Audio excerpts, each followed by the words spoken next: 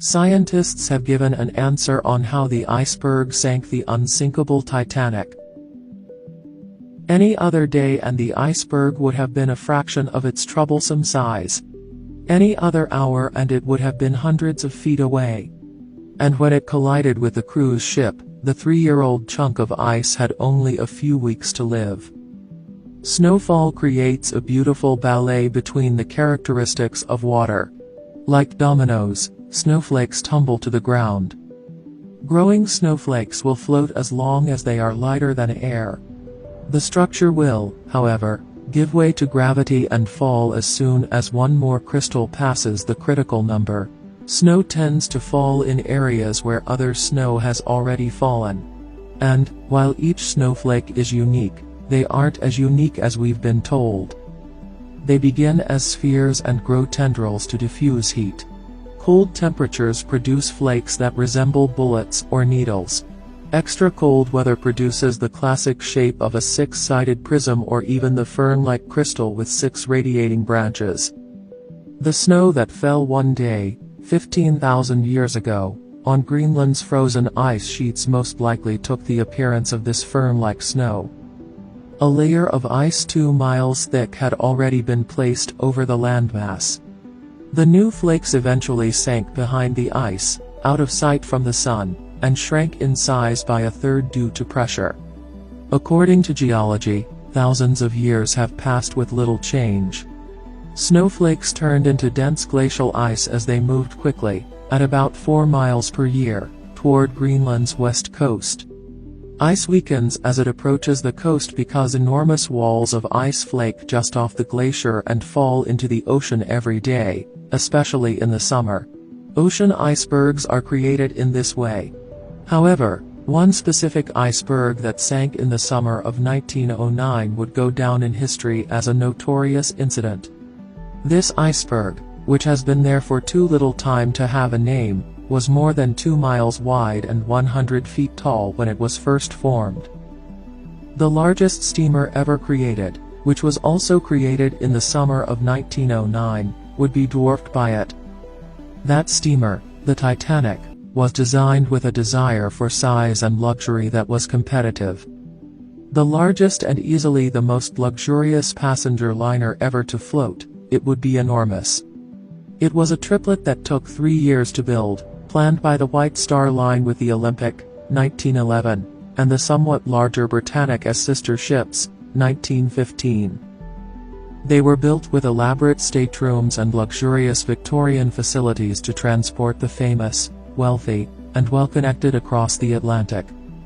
A guest could access an exclusive dining room, oak-paneled meeting rooms, a Turkish bath, a saltwater swimming pool, gigantic bay windows, and a roaming orchestra for the Titanic's highest expensive ticket, which is almost $60,000 in today's currency. All of these amenities proved to be of short duration. Early in 1912, the ship moved out of a dry dock in Northern Ireland. Before heading west for New York, it made stops in Cherbourg, France, and Queenstown, Ireland, to pick up passengers.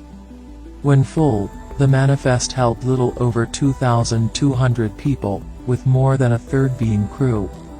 However, 4 days into the ship's first transatlantic voyage, following the vessel's infamous run-in with ice, all but 710 would end up floating lifeless on the surface or, worse, pulled deep into the ocean.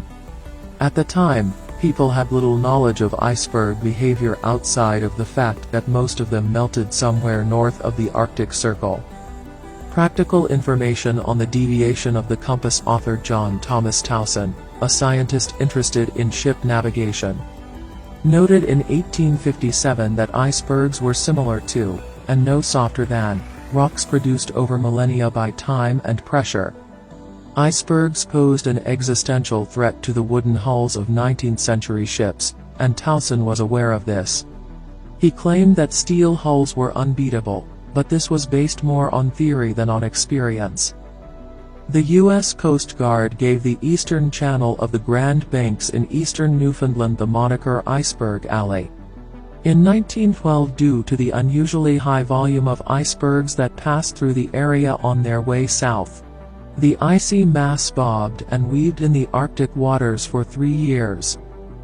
It traveled north at one point and spent the summer of 1910 further north. Then it encountered the Labrador Current, which transports cold water south. The majority of icebergs melt in their first year. Only a few of the last 3 are left because the Labrador Current eventually meets the warm waters of the Gulf Stream, acting as an oceanic microwave.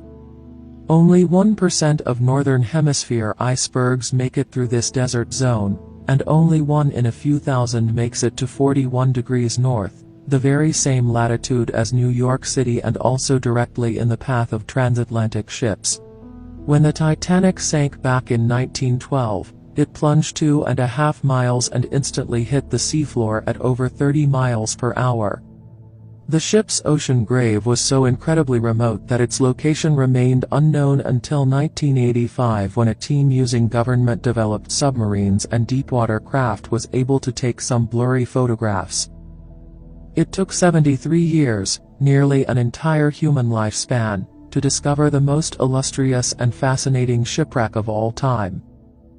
According to some estimates, more icebergs float around today than during the Titanic's era, owing to warmer water, which causes more frequent glacier calving.